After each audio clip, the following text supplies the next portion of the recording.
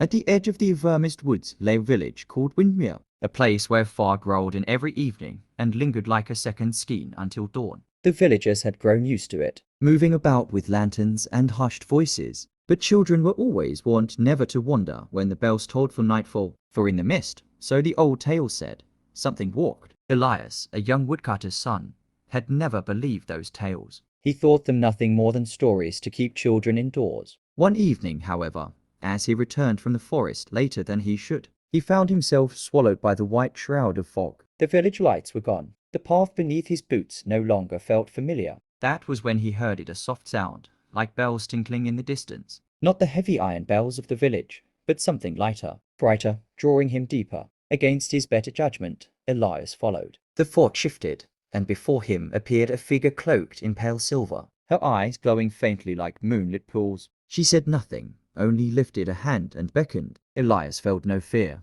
only an odd calm, as though he had known her all his life. She led him to a clearing where the mist broke just enough to reveal ancient stones, half buried in moss. Strange symbols gleamed faintly on them, and in the center stood a small pool of water, perfectly still despite the air. The woman pointed to the water. Elias leaned forward and saw not his reflection but the image of Windmere. Years ahead, the roofs were broken, the fields withered, the people gone. Then the water rippled, and another vision came, Windmere thriving, filled with laughter and harvest. Between the two images lay a choice, one path of despair, the other of hope. The woman finally spoke, her voice like wind in leaves.